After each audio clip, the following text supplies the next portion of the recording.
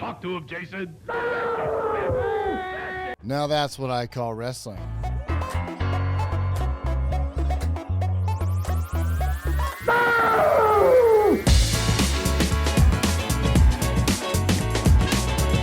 Hey there, sports fans. My name is Kit. This is Now That's What I Call Wrestling, the good, bad wrestling show. And I need to know right off the top, are you ready to once again take the Chicago Challenge? That's right. We're headed right back into Chicago Challenge Wrestling. Bob Loose's own. Bob, run by Bob Loose. It's all hard to say. Through the 70s, through the 80s, through probably some of the 90s. I don't know. Timeline's messy. Timeline's as messy as this segment's going to be. We remember Monster Number 1 or Monster Number 2 or whatever you want to call them. The give him one of these, give him one of those guys. I'll give him one of these and I'll give him one of those. This is the epic follow-up. Not only do we get to see Monster Number 1 and or 2 again, we get to see a whole cavalcade of monsters. If 2 is a cavalcade, 2 extras, then that's a cavalcade. Let's hop in right now to spooky, scary, spectacular Skokie, Illinois.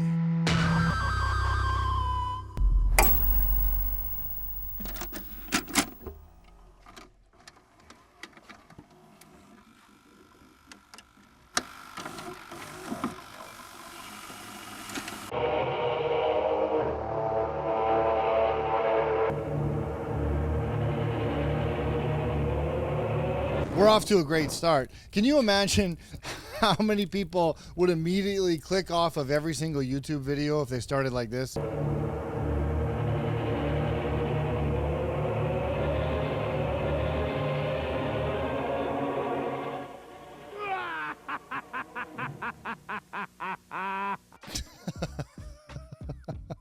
There's nothing spookier than not caring about the camera and waiting exactly for the perfect cue in the music. The Sinister Minister looks like Gene Simmons toward the end.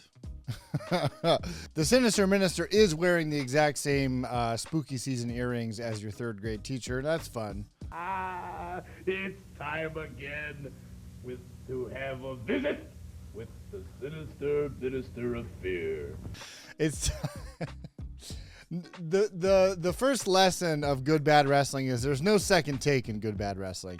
If you accidentally say it's time once again with instead of it's time once again for, we're keeping it, pal. And then the second lesson of good bad wrestling is if you're going to do something loud into a microphone, like cackle maniacally, make sure that you get it right up into your mouth as loud as you can, as close as you can. And then when you start talking normally, just make sure you take it like as far away as you can get. Just get it all the way down. If you can get it all the way down here, that's ideal. And again, along with me today, let's just take this in, boy. Because what do we have here? We have the Sinister Minister here on the left, sitting next to someone wearing a Frankenstein Halloween mask that I think you could get from a Happy Meal at the time. Of course, Monster Number 1 and 2 right behind him, who's just the shortest little guy, and it's just adorable.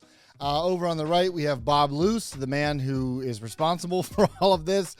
Next to Calypso Joe or Jim. I can't remember exactly. We'll find out. I'm too lazy to double check. And then right in the middle, our big boy. And we have our big boy in the middle who we've yet to know the name of. And hopefully we find out quickly this time. If I had to guess just based on how he looks, I would say that he is not Jason, not Michael Myers, but maybe just Michaels, because it looks like with that apron that's probably where he works. are my 2 new discoveries. Hello, Monster Number 2. And give him one of these and one of those. That's right. That's enough. And look how dejected Monster Number 2 looks. He's like, oh, man, I got one thing I was trying to do. He didn't even let me say it all the way. It's fine. from Camp Crystal Lake, Jason. Talk to him, Jason. First of all, you can't do that. I don't think you can do that. I don't think you can be like, hey guys, welcome to Chicago Challenge Wrestling, and we have a wonderful new wrestler here for you. He's from your nightmares. I mean, trust me, you're not gonna wanna be alone with this guy in the boiler room. I'll tell you that. Go ahead and bring him out. Actual Freddy Krueger. So we gotta look at Jason here just real quick.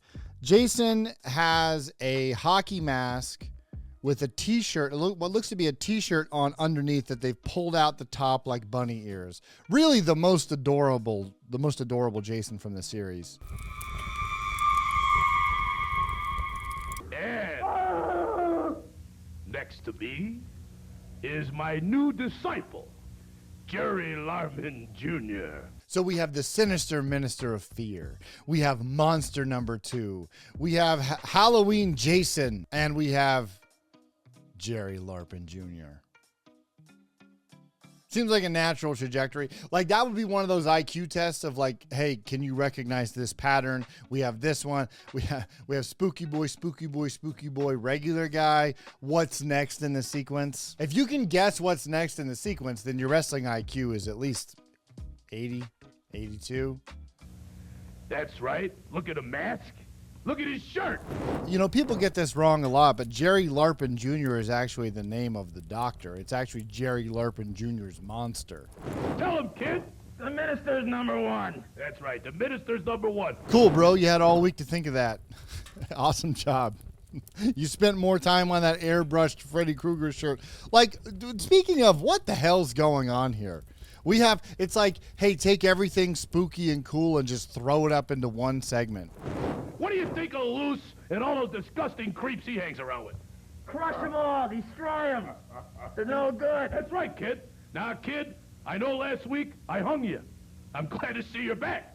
I follow you, go, Minister. I follow you everywhere, dead or alive. So we've missed some things here, obviously. So basically what happened, from what the best I can discern, is Jerry Larpin Jr. was actually a student or somehow allied with Bob Luce, who is sitting over on the side here. And if he could just get his hands on some of the Glengarry leads, he'd be hot. He'd be back on his streak. What the hell are you? You're a fucking secretary. Fuck you! But the sinister Minister of Fear hanged him, and now dude has put on a Frankenstein mask and has joined the minister. I think there's a Disney movie based off of like almost that exact same story. Well, wrestler number 2 does not know what to do. Wrestler number 2 is new. He's new. He doesn't know what to do. He is just back there like looking at himself in the monitor or going inside. Like, hey, when I turn this way, the guy on the camera turns that way. And then when I go this way, he goes that way. Wow. It's like when my kids were smaller and I'd take them to the self-checkout and they would just like stare at it and like do stupid faces to it. That's basically where we are with this behemoth. That's right. You follow me, and you follow the evil horde. Now, fans, to show you that I have equal opportunity, I've invited Bob Luce and Calypso Jim to come on this set so they can present the side of sissiness and good. Just the premise that the sinister minister has these monsters on set and that he's in a feud with Bob Luce and Calypso Jim, and they're all just sitting casually in this studio. But then we get the wide shot, and Bob Luce, who is the promoter, is directing Halloween Jason to go stand on the other side. Like, just absolutely on fucking camera. Get ready for your Chicago Smooth moment of the week. Represents. Now, Calypso Jim, I just want to ask you a question. You saw last week the power that I possess when I tried to hang this kid. There it was. Hey, blink and you'll miss it, right? What was Bob Luce doing? He was telling Halloween Jason where to stand because Halloween Jason didn't show up to rehearsal and doesn't know all his blocking. But what did he do? Bob Luce looks over, realizes he's on camera, and thinks, how can I cover this? It really looks like I was telling my opponent to go stand where to stand. How can I fix this? Oh, I wasn't telling him where to stand. I was threatening him with a shaking fist like an angry neighbor when you left trash cans out too long. And you didn't know there was a homeowners association rule about that. And also your hedges are 7 feet tall and there can only be 6. And also your dog's been barking past 5 p.m. every once in a while, and that's against the ordinance too. That's quick thinking, Bob Luce. That's playing it fast and loose. Smooth. Oh, velvety smooth. How about the look? Just in time for the camera to switch the other side, Bob Luce looks at Calypso Jim like, see how I covered that? You saw last week the power that I possess when I tried to hang this kid. How you going to try and break that, Jim? Yeah, I love that tone. Yeah, how you going to break that, Calypso Jim? Well, I tell you, man, if you would just keep your mouth shut just for a minute or two and let me do what I have been taught back home in Kingston, Jamaica, because I've seen this case several times now. What part of Peoria is Kingston, Jamaica in? Well, that's enough from Calypso Jim. Now, I just want to get back on what he said. See, he can't bust nothing up. He can't break my spells. He's tried in arenas throughout the country. He can't break none of my monsters. He can't break me. So the lore is that the Sinister Minister has spells on all these guys. That's great. I actually really love that. That's one thing missing from modern wrestling is there's not enough spells-based storylines. Now I have Bob Luce here. I must admit, one of the greatest promoters in the world, but he's lost a lot lately. This kid was his prize pupil, fans. And I stole the kid, right, kid? That's right, I belong with you now, Minister. Luce is out. He's a menace. Now, Bob Luce, for once I'm going to interview you. You've seen a lot of things over the years. A lot of things, a lot of great matches at the amphitheater. A lot of great wrestlers have come and gone your way. What do you think of my powers, Luce? Okay, so real quick, Halloween Jason, who very, very creatively and politely did take puffy paint and write his own name in cursive on his apron, which I don't know if I don't think that he got any assistant manager approval for that. I'm pretty sure if corporate sees that, they're going to go ballistic. But, you know, just leave him alone. He's trying. But Halloween Jason has now teleported back behind Bob Luce. So I guess while the camera was on Calypso Jim, Bob Luce changed his mind and directed Jason back behind him.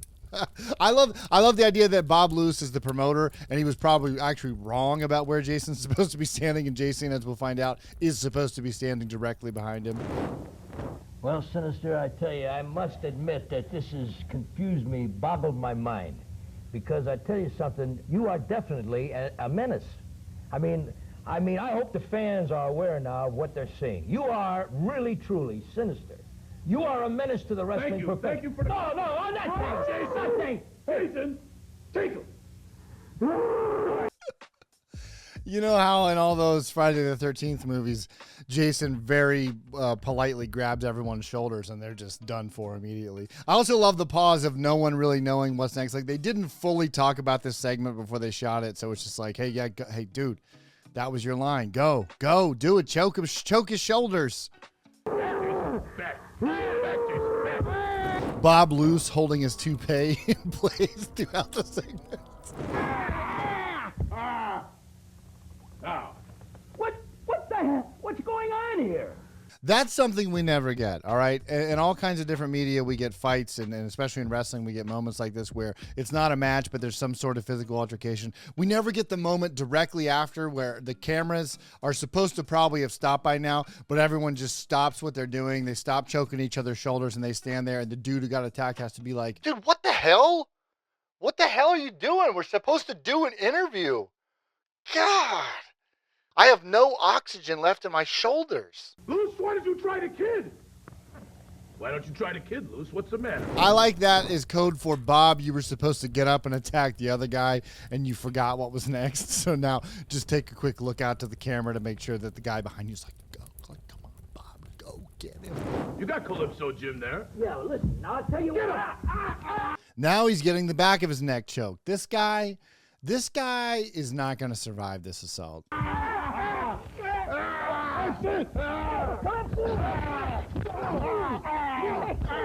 Friends, if that doesn't get your ass in one of the seats at the matches, then nothing will. You're more dead inside than a Sinister Minister himself. Blatantly stolen intellectual property. Television studios packed with wrestlers filming segments that have no preparation whatsoever, and promoters getting their shoulders choked. Now that's what I call one of these and one of those and one of those. Sinister, I've been analyzing the image you portray on Ben's commercials. What image?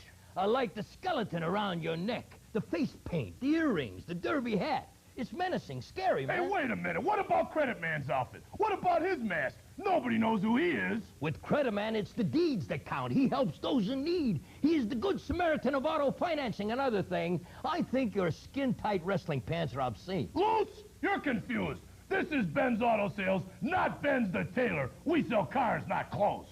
Is Cadillac headquarters for a 76 Cadillac Coupe de Ville. Only $14.95 full price at the home of Credit Man, 3939 North on Western. We buy cars.